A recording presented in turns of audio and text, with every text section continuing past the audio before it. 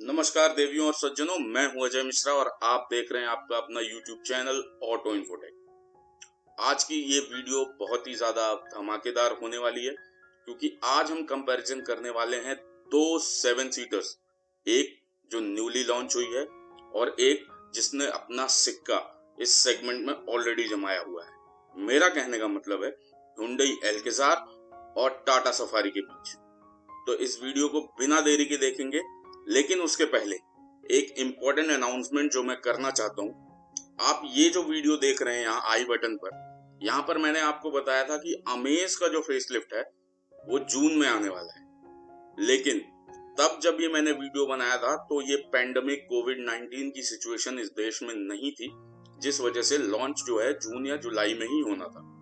लेकिन अप्रैल और मई और आधे जून में पेंडेमिक की सिचुएशन ज्यादा खतरनाक हो जाने की वजह से प्लांट्स को बंद किया गया, जिसकी वजह से अब जो इसकी एक्सपेक्टेड डेट है वो अगस्त में होगी या तो सितंबर में होगी। तो अगर आप अमेज के फेसलिफ्ट वर्जन का वेट कर रहे हैं तो थोड़ा इंतजार और कीजिए, आपको जल्दी ही बहुत अच्छी खबर सुनने को मिलेगी। अब बात करते हैं इन दो गाड़ियों के बारे में, तो चलिए बिना देरी के वीडियो को शुरू करते हैं। Let's go.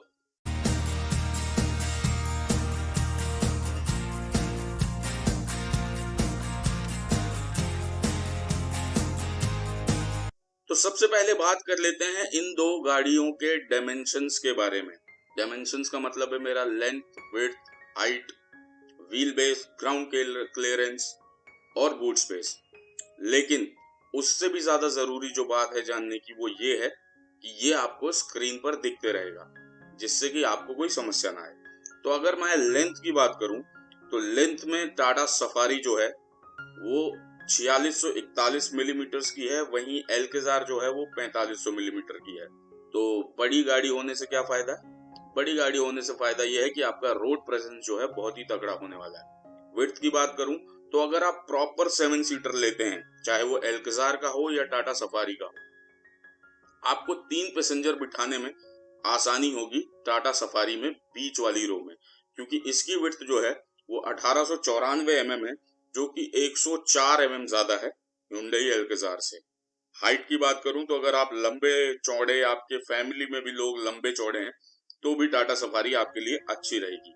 लेकिन सेगमेंट का सबसे अच्छा व्हील बेस अगर कोई देता है तो वो हुंडई एल्केज़ार, जो कि टाटा सफारी से 19 mm ज्यादा है। ग्राउंड क्लियरेंस की बात करूं तो इसमें कोई क्लियर विनर नहीं है। 200 mm बहुत ही ज्यादा ग्राउंड क्लियरेंस होता है, तो मेरे लिए ये दोनों गाड़ियां बराबर की हैं। लेकिन अगर बात हो बूट स्पेस की तो यहाँ हुंडई एल्केज़ार का जवाब नहीं है।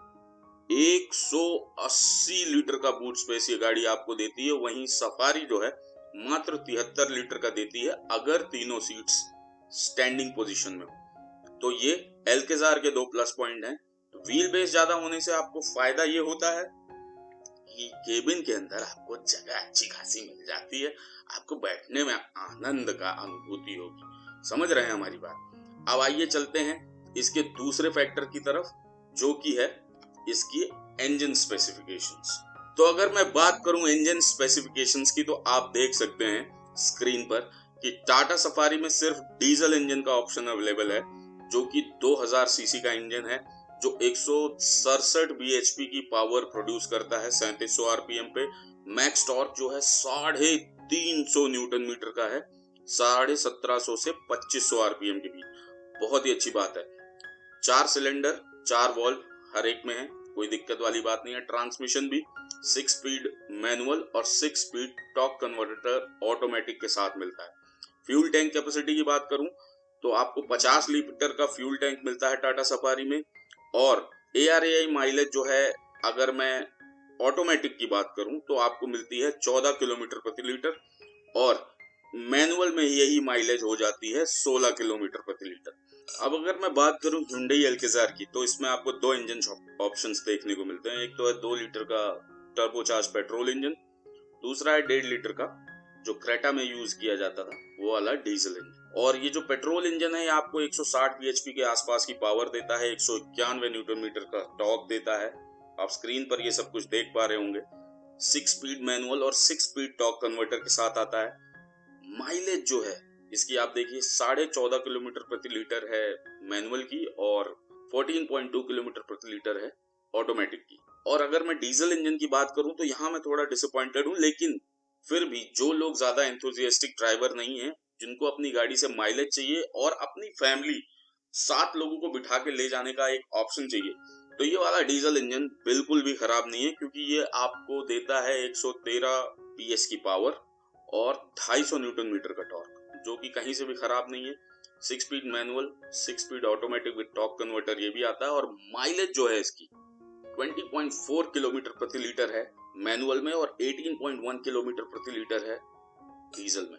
बहुत ही अच्छी माइलेज है। अगर आपको एक गाड़ी चाहिए जो आप सिटी में चला सकें, 7 सीटर हो, फील थोड़ा जो है वो कार जैसा दे और देखने में बड़ी लगे, चलाने का फील जो है वो कार जैसा, एक एमपीवी जैसा है, तो ये गाड़ी आपके लिए बिल्कुल सही है मैं कहूंगा। लेकिन मैं थोड़ा इस डिसीजन से हैरान हूं कि हुंडई, मतलब इंडिया में ये पता नहीं क्या ट्रेंड आया है कि जो एसयूवीज हैं उनको भी पेट्रोल इंजन ऑप्शन के साथ देना है। मुझे तो ये लॉजिक ही समझ नहीं आता, क्योंकि मैं आपको बताऊं तो एसयूवीज का मतलब होता है ज्यादा टॉर्क, ज्यादा पावर, जो कि होता है डीजल इंजन। ठीक है, पेट्रोल इंजन में ये खूबी नहीं होती। ठीक है, मैंने मान लिया ये इंजन जो है वो टर्बोचार्ज्ड है और चलाने में मजा आएगा, लेकिन मुझे ऐसा लगता है कि इसकी जो रनिंग कॉस्ट है ना, वो आपकी जेब पर बहुत भारी भारी पड़ने वाली है। नोएडा, दिल्ली में आपका पेट्रोल की जो प्राइसेस हैं, अगर मान के चलें कि 100 रुपए प्रति लीटर हो गई हैं, और ये सिटी में आपको मान लेते हैं 10 की एवरेज देती है ये पेट्रोल वाला जो वेरिएंट है, तो आप मान के चलिए कि 1 किलोमीटर आपका 10 रुपए में चलेगा। और वहीं अगर मैं टाटा सफारी की बात करूं, जो कि ज्यादा पावरफुल भी है और ज्यादा ज्यादा बहुत ज्यादा टॉर्क है, अगर मैं बात करूं एल्केज़ार पेट्रोल से, तो वो अगर मैं मान के चलूं कि 10 की माइलेज देती है, तो आपको 9 रुपए प्रति किलोमीटर पड़ने वाला है। तो ये चीज मेरी समझ नहीं आती कि पेट्रोल में एसयूवीज का क्या मतलब है। एसयूवीज का तो मतलब ही डीजल होता है। बाकी डिसीजन आपका है, आप बताइए कि आपको क्या लगता है Hyundai के इस डिसीजन के बारे में। हालांकि ऑप्शंस होना कोई खराब चीज नहीं है, आपके पास एक पेट्रोल का भी ऑप्शन है, वो petrol engine are more refined, इसमें कोई डाउट ही नहीं है, लेकिन फिर भी मुझे लगता है कि डीजल ही देते। ये डीजल इंजन को जो है, अगर ये टर्बो चार्ज करके 150 bhp तक इसकी पावर ले जाते और टॉर्क अगर इतना भी रखते, या मेरा मानना है कि 50 न्यूटन मीटर और बढ़ा देते, तो हम लोगों को बड़ा ही मजा आ जाता। क्योंकि क्रेटा वाला इंजन एकदम ला के लगा देना एक गाड़ी जो कि 100-150 किलोग्राम भारी है, मेरे को समझ नहीं आता। चलिए अब मैं आपको इसकी है ना दोनों कार्स की 7 अच्छी चीजें बताता हूँ। एक में अगर वो अच्छी हैं तो दूसरे में ऑटोमेटिकली खराब होंगी। तो सबसे पहले बात करते हैं Hyundai एल्केज़ार से। तो Hyundai एल्केज़ार की जो पहली खूबी है वो ये है कि आपको इसमें दोनों इंजन ऑप्शंस देखने को मिल जाते हैं, चाहे वो पेट्रोल हो चाहे वो डीजल हो। टाटा सफारी में ये लग्जरी आपके पास नहीं है। दूसरे अगर मैं बात करूं, जो बेस मॉडल है उसमें पैनोरामिक सनरूफ मिलती है आपको। आप समझ सकते हैं कि बेस मॉडल में ही पैनोरामिक सनरूफ होना बहुत अच्छी बात है, तो ये एक इसकी खूबी हो गई। तीसरा जो है कि ये गाड़ी फीचर रिच है, मतलब इसके बेस मॉडल से ही आपको इतने सारे फीचर्स मिलने वाले हैं। जैसे इसमें वायरलेस चार्जिंग आपको मिल जाता है, वेंटिलेटेड सीट्स मिल जाएंगी। हालांकि ये जो ऑप्शन है जो वो टॉप एंड वेरिएंट में ही है, लेकिन फिर भी टाटा सफारी में तो है ही नहीं। उसके बाद बड़ा और बेहतर इंफोटेनमेंट सिस्टम मिलेगा जो कि चलाने में अच्छा है, ये आपको बेस मॉडल से ही मिल जाता है। रियर सीट में आर्मरेस्ट कंसोल मिल जाता है जो कि टाटा सफारी में नहीं मिलता, और उसका आर्मरेस्ट जो है, जो साइड में रखने के लिए, वो बहुत ही छोटा है, जिसमें हो सकता है आपका हाथ भी स्लिप लिप हो, तो वो चीज। फिर कूल ग्लव बॉक्स आपको इसमें मिल जाता है। सारी लाइट्स जो हैं, चाहे वो फॉग लैंप हो, हेड लैंप हो, कुछ भी हो, वो सारी एलईडी हैं। पडल लैंप्स मिलते हैं जो आपके ORVMs हैं, उसके नीचे अगर आप रात को क्या कहते हैं गेट वगैरह खोलते हैं तो Hyundai का प्रोजेक्शन डालते हैं, जो कि बहुत ही प्रीमियम लुक देते हैं। सनब्लाइंड्स आपको मिडिल रो पैसेंजर्स के लिए मिल जाते हैं, एक तरह से कहा जाए पर्दा मिल जाता है आपको, तो ये भी एक अच्छा ऑप्शन है। और ऐसे बहुत सारे हैं, मैं आपको गिना भी नहीं सकता कि कितने हैं। सेफ्टी फीचर्स की भी बात करूं तो ABS, CBD सब कुछ आपको मिलता है। चौथी जो खूबी है वो है कि इसका जो बूट स्पेस है, वो अपने सेगमेंट का सबसे बड़ा बूट स्पेस है। उसके बाद चलाने में जो पांचवी खूबी है वो ये है कि इसको आपको चलाने में ना एमपीवी जैसा फील होगा, एक कार जैसा फील होगा। हालांकि ये गाड़ी बहुत बड़ी है लेकिन आपको चलाने में कोई दिक्कत आने वाली नहीं है। सेकेंड रो में जो टॉप एंड वेरिएंट्स हैं उनमें आपको वायरलेस चार्जिंग का भी ऑप्शन मिल जाता है। मतलब बेस मॉडल में सिर्फ आगे मिलता है ये ऑप्शन, लेकिन आपको जो ऊपर के 3 वेरिएंट्स हैं उसमें आपको पीछे भी देखने को मिल जाता है, तो ये एक अच्छी चीज है। उसके बाद अगर मैं बात करूं तो सातवां जो इसका फीचर है, इसकी थर्ड रो में आपको जाने में ना ज्यादा आसानी होगी। वन टच बटन है कि बस आपने क्लिक किया और वो अपने आप सीट टम्बल फोल्ड हो जाती है और आप अपने आराम से थर्ड रो में जा सकते हैं, जो कि टाटा सफारी में थोड़ा सा मुश्किल है। अब बात करते हैं कि टाटा सफारी में ऐसी क्या खूबियां हैं सात जो Hyundai Alcazar में नहीं है। क्योंकि कार तो हर एक कार जो है ना मेरी नजर में अच्छी, बस ये है कि आपकी नीड्स को कौन सी सूट करती है ये आपको देखना बहुत जरूरी है। तो अब बात करते हैं टाटा सफारी के पॉजिटिव्स की। तो पहला पॉजिटिव तो यही है कि इसका इंजन जो है बहुत ही ज्यादा पावरफुल है, दोनों इंजन जो Hyundai Alcazar आपको ऑफर कर रही है उनसे। तो जो लोग एंथुजियास्टिक ड्राइवर हैं, जो लोग गाड़ी को चलाना और उनको भगाना पसंद करते हैं, उनके लिए ये गाड़ी बहुत ही मस्त होने वाली है, तो इसमें कोई डाउट नहीं है। दूसरा जो है थर्ड रो की, अगर मैं सीटिंग की बात करूं तो थर्ड रो की सीटिंग एडल्ट्स के लिए भी इस कार में ज्यादा कंफर्टेबल है। अगर आपको 100-200 किलोमीटर मतलब मेरे जैसे 5 फुट 7 इंच के हाइट के बंदे के साथ भी जाना है ना, तो कोई दिक्कत होने वाली नहीं है। तो ये एक चीज टाटा सफारी की अच्छी है। तीसरी में बात करूं तो इसका जो बिल्ड क्वालिटी है, मतलब आप टाटा की कार्स तो आजकल सारी ऐसी आ रही हैं, टियागो ले लो, टिगोर ले लो, नेक्सॉन ले लो, हैरियर ले लो, मतलब ये सारी की सारी अपने आप में एक बेंचमार्क सेट करती जा रही हैं। कुछ ऐसा ही इसका भी है। लैंड रोवर के प्लेटफॉर्म पे बनी है, तगड़ी गाड़ी है, स्ट्रॉन्ग बिल्ड है। जो डोर बंद करने पे जो थर्ड साउंड है ना, बहुत ही ज्यादा सेटिस्फाइंग है, मैं आपको इस बात की गारंटी देता हूँ। उसके बाद ड्राइविंग मोड्स जो है आपको एल्केजार में सिर्फ ऑटोमेटिक में ही मिलते हैं, मतलब सिटी ड्राइव ये वो ऐसा वैसा जो भी है, लेकिन आपको यहाँ पर मैनुअल में भी मिलते हैं और ऑटोमेटिक में भी मिलते हैं। तो ये एक चीज टाटा सफारी ने बराबर की है। उसके बाद राइड क्वालिटी जो है रफ टेरेन्स में भी इस कार की ज्यादा अच्छी है। जो सस्पेंशन सेटअप है बहुत ही शानदार है। तो आप इसको अगर रफ टेरेन्स में चलाएंगे तो आपको इस गाड़ी में ज्यादा कॉन्फिडेंस फील होगा रादर देन एल्केजार। उसके बाद बात करें प्लेसमेंट ऑफ एसी वेंट की, तो जो एसी वेंट्स की प्लेसमेंट है ना वो इतनी शानदार है, वो पिलर्स पे है, तो आपके है ना चेहरे पे हवा आती है। एक्चुअली होता क्या है, जो रियर एसी वेंट्स होते हैं वो ज्यादातर नीचे कंसोल में दिए रहते हैं, वो डायरेक्टली आपके फेस पे हवा नहीं मार पाते, लेकिन यहाँ पर आपको पिलर्स पे दिए जाने की वजह से जो हवा है वो सीधे आपके फेस पे लगती है और आपको बड़ा ही कंफर्टेबल फील होता है।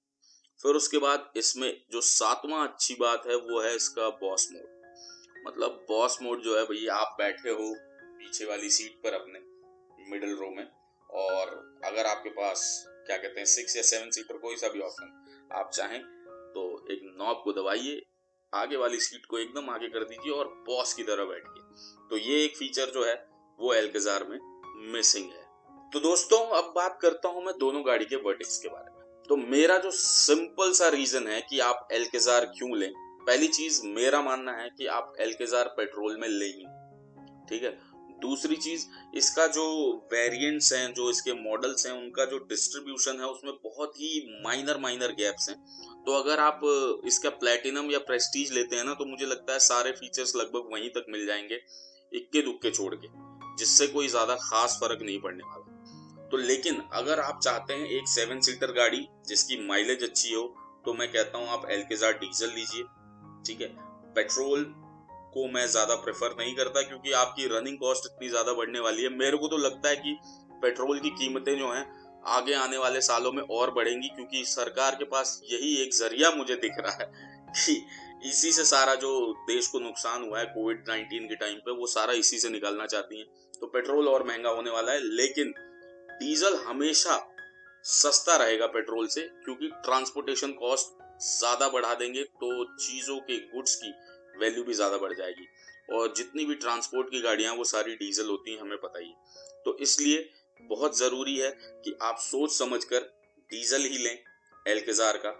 और अगर आपको डीजल एंथुजियास्ट, आप एक एंथुजियास्ट ड्राइवर हैं और आप चाहते हैं कि मुझे है ना गाड़ी चलानी है, एक स्टर्डीनेस और अच्छी बिल्ड क्वालिटी के साथ वाली गाड़ी चाहते हैं, तो आप टाटा सफारी बिल्कुल लीजिए। ठीक है, कुछ चीजें जो एल्केजार में मुझे पसंद नहीं आई, जैसे कि फुट स्टेप जो है ना वो सिर्फ ऑटोमेटिक वेरिएंट में ही दे रखा है, मतलब मैनुअल में जैसे मतलब लोग बिना पैर के हैं वो ऐसे ही चढ़ जाएंगे, मेरे को लगता है उनको ऐसा लगा हो। मतलब ये छोटी छोटी चीजें हैं, 15-20 हजार का पार्ट है जो कि आराम से आप लगा सकते हैं गाड़ी में। जो आदमी 16.5 लाख दे रहा है वो 16,70,000 भी दे सकता है।